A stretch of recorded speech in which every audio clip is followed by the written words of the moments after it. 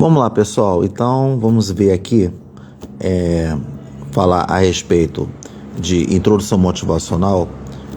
Como você pode introduzir aula de concentração na disciplina de química, né?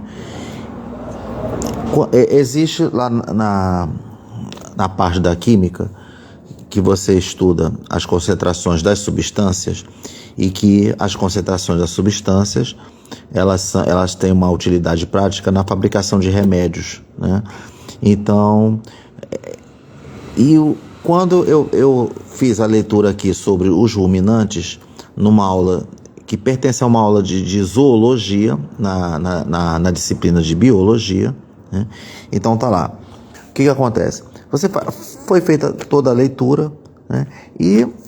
Mas aí se pergunta, mas como se chegou a considerar o assunto, os ruminantes, como uma dica de introdução motivacional à aula de química? Porque tem a ver justamente com o assunto sobre o estudo das concentrações. É que tem um assunto, na maioria dos livros escolares de química, o título que os livros abordam é estudo de soluções, ou estudo das soluções, tá lá, é o estudo de soluções, tá aqui, ó, tá aqui o estudo de soluções, pronto.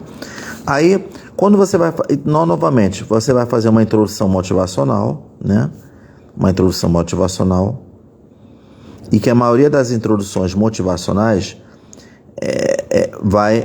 na maioria das vezes, aparecem outras disciplinas que atuam junto com a química. Aí você faz uma interdisciplinaridade, né?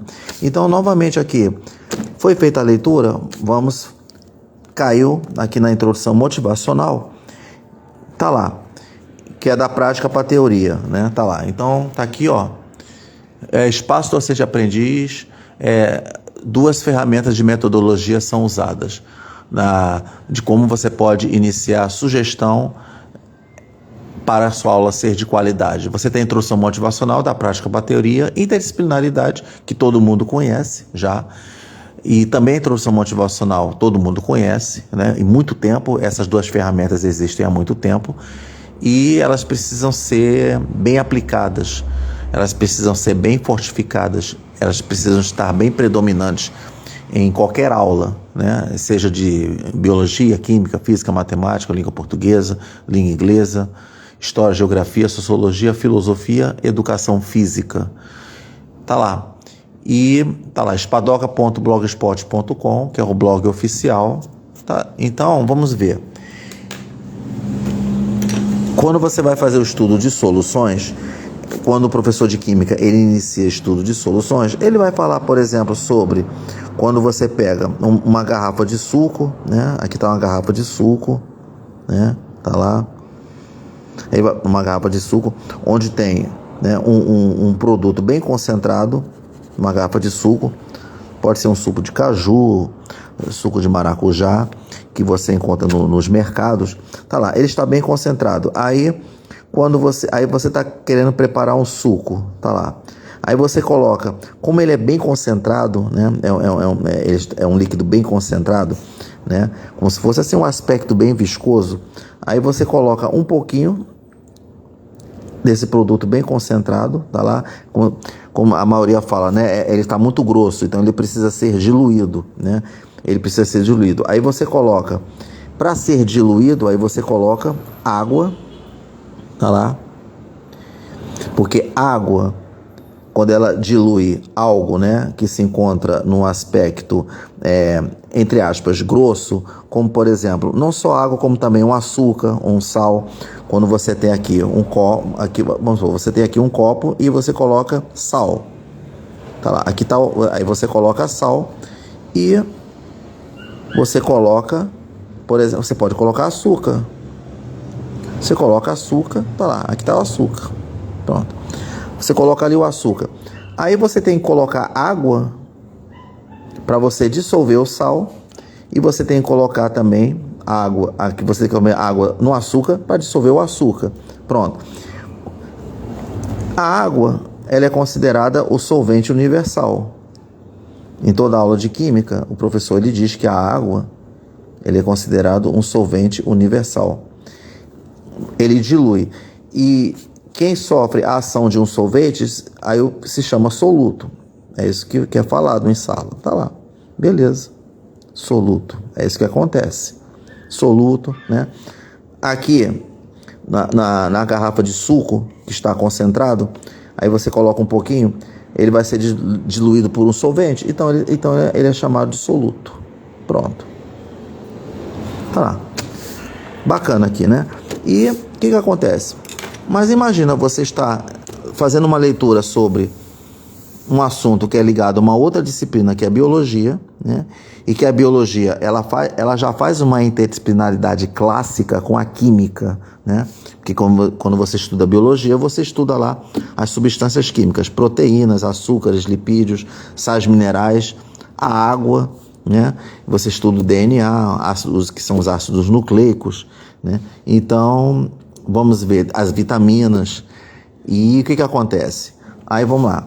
Vamos dizer que, além dessa dica aqui, que ela já é clássica, que todo professor de química aborda, né? Vamos ver aqui, o professor de química, ele pode, vamos dizer que se ele estivesse lendo um livro e de repente ele se depara com essa tabela daqui.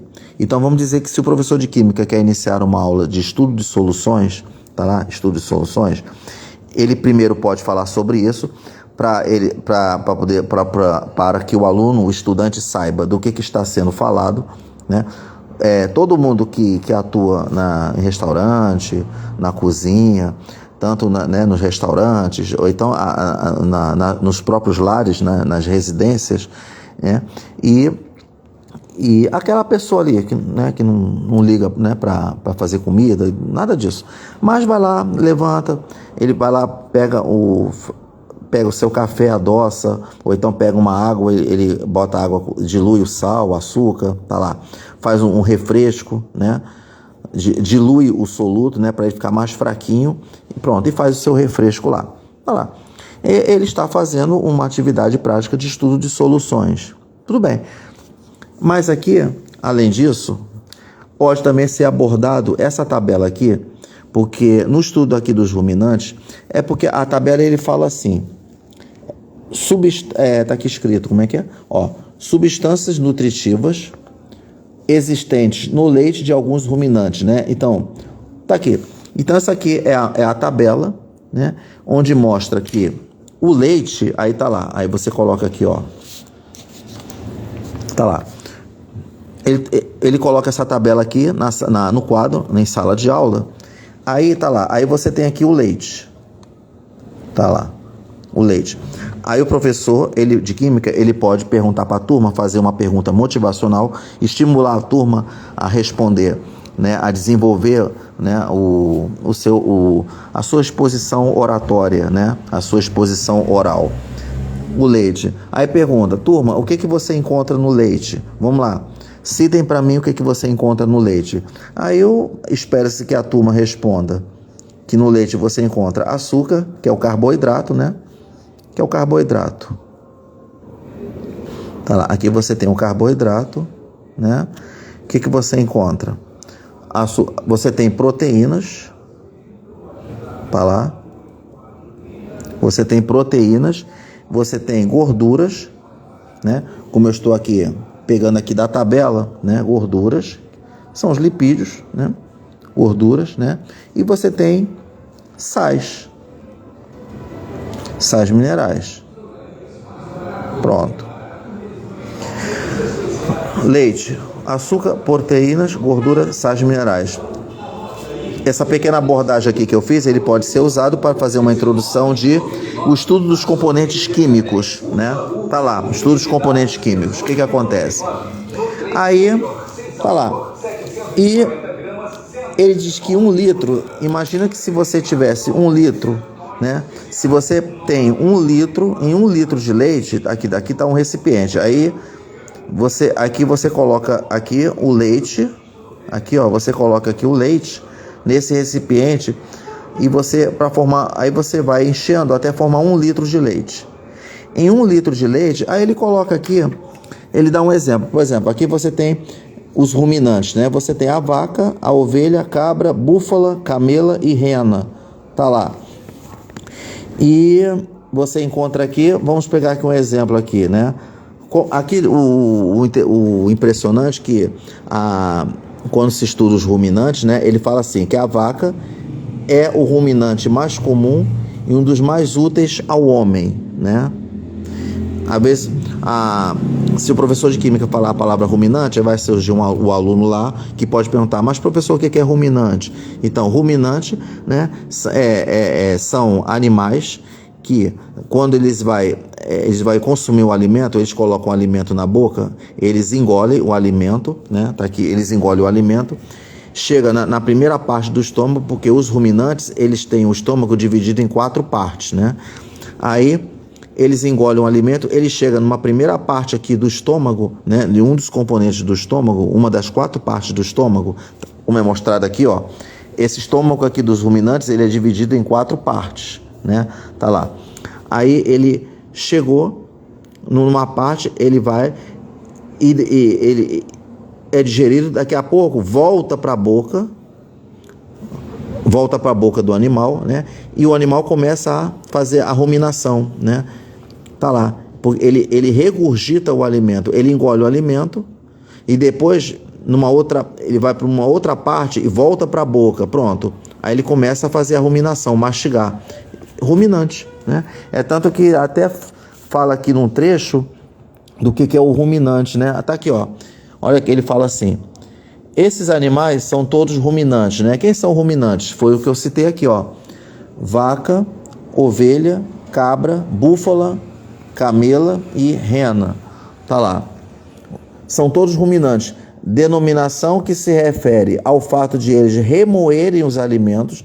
O que acontece? Eles fazem os alimentos voltar à boca depois de engolidos e aí mastigam outra vez.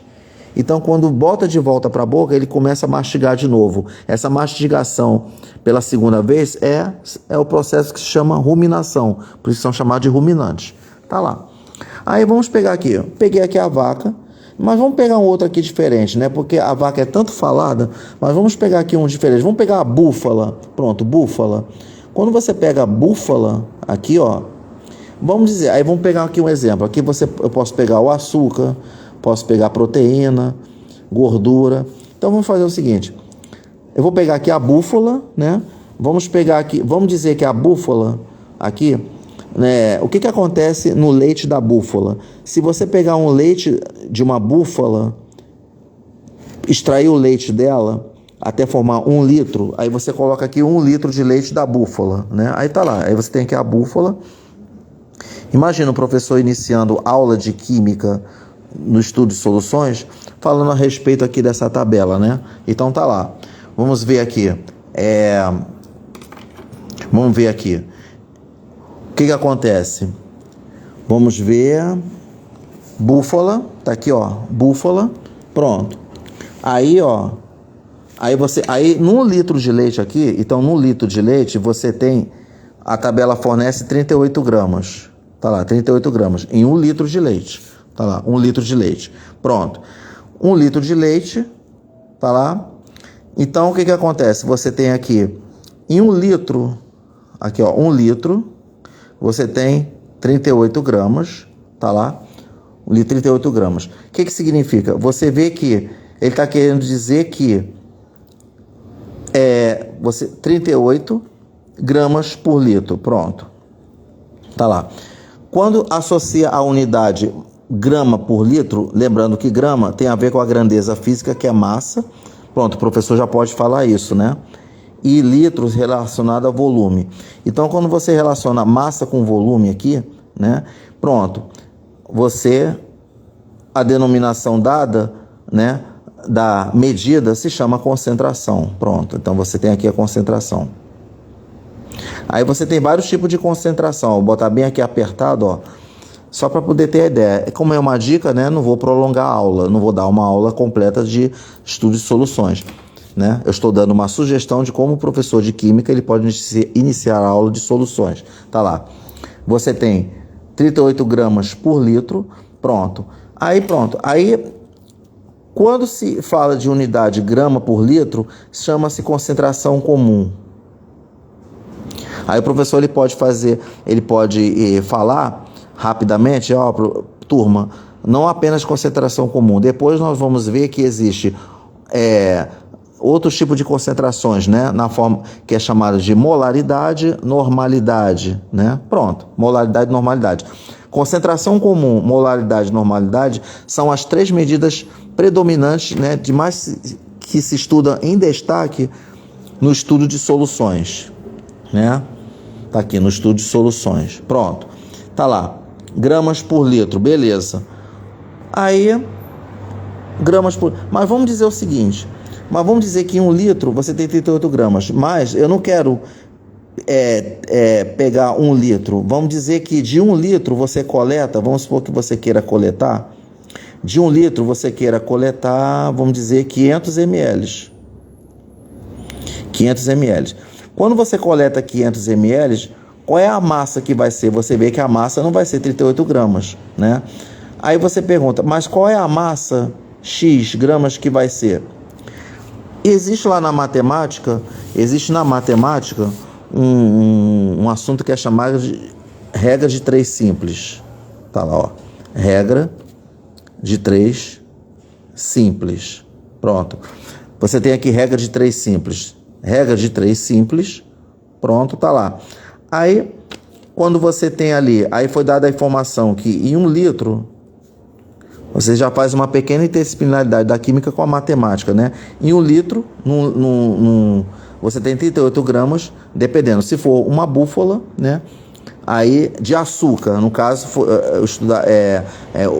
pegamos o exemplo que é do açúcar. Você tem em 1 litro de leite, você tem 38 gramas de açúcar. Pronto. Mas eu não quero 1 litro, eu quero 500 ml. Pronto. 500 ml, está aqui. E outra coisa que tem que acontecer é o seguinte, né? Quando você vai estudar regra de 3 simples, então as unidades elas precisam se corresponderem. O que acontece? Como aqui é dado em litros, então você vai ter que converter isso aqui em litros. Ou pode acontecer o seguinte, vamos dizer, aqui você tem 1 litro. Então, vamos pegar esse 500 ml e transformar em litros. Se você transformar 500 ml em litros, vai ficar 0,5 litros. Tá lá, 0,5 litros. Ou pode fazer uma outra coisa, né? Em termos de cálculo, né? Então, vamos lembrar aqui, aí mostra que como é que o aluno ele tem base. Um aluno que tem base, ele vai fazer o seguinte, ele não quer trabalhar com decimal. Ele pode, por exemplo, aqui já está 500 ml. Ele pode pegar esse 1 litro e transformar em 1000 ml, usando aquela tabela. Como é que é? Quilolitro, hectolitro, decalitro, litro, decilitro, centilitros e mililitros, né? Tá lá. Aí você tem 38 gramas, tá lá, 38 gramas, pronto. Aí você tem aqui 500 ml, pronto. Aí, só para efeito de cálculo, apenas por cálculo, aí corresponde X, pronto. Se for dada a massa, o que pode acontecer? Tem outra maneira de efetuar o cálculo, né? Ou você calcula, faz lá, x vezes 1, x vezes 1000, 1000x, né? Tá aqui, ó. 1000x igual 38 vezes 500, aí você pode fazer 38 vezes 5, aí vamos lá, 5 vezes 8, 40, vão 4, tá lá, vão 4. 5 vezes 3, 15, 16, 7, 18, 19. Então vai ficar, ó. Tá lá, pronto. Aí você tem esses 2 zeros aqui, acrescenta, ó. Isso aqui já é uma matemática que você faz.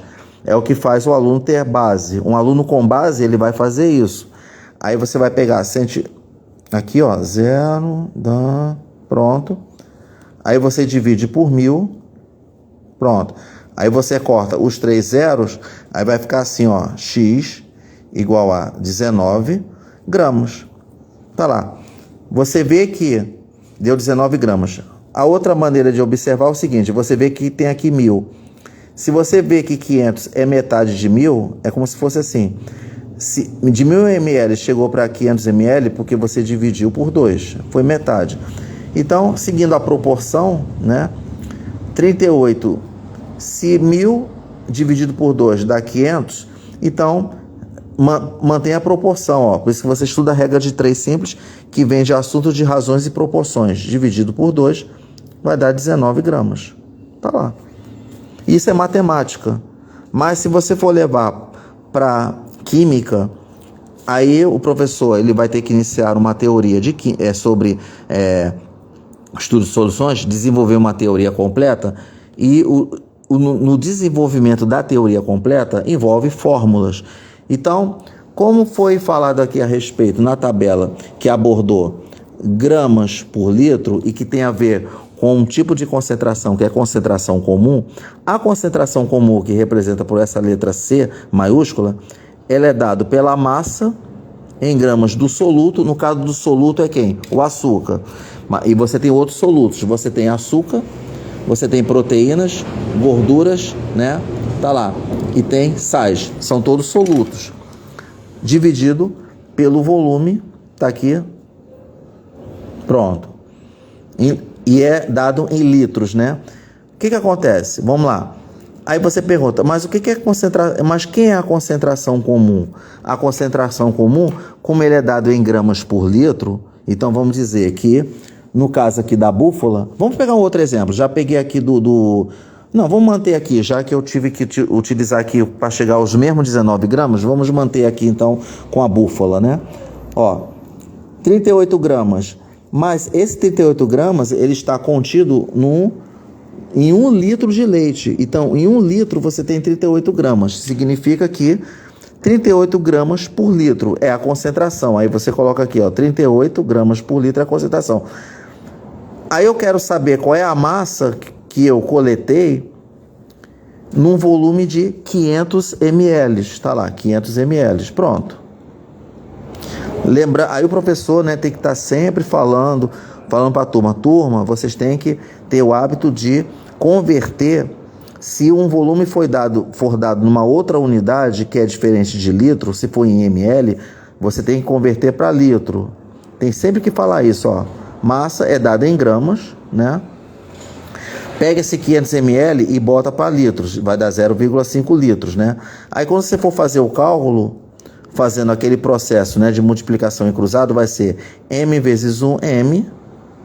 Aí quando você pega 38 vezes 0,5, vai dar 19 gramas. Pronto. Tá aí, ó. A mesma coisa que você chega o resultado.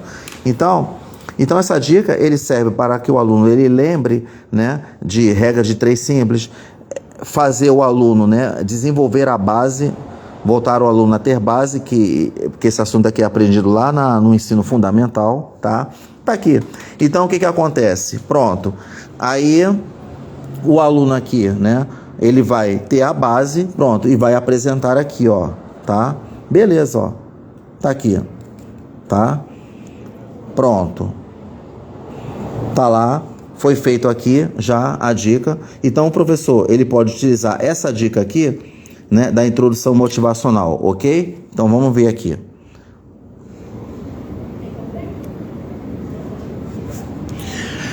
Então tá aí, pronto, pessoal. Então aí foi dada a dica aí, né, de como o professor ele pode introduzir aula, né, de estudo de soluções, tá bom? De estudo de soluções. E que essa dica pode servir para que ele possa iniciar uma aula de qualidade, né, abordando aqui, que foi abordado aqui sobre um exemplo de concentração comum, ok? Valeu, pessoal, um abraço, valeu e até lá.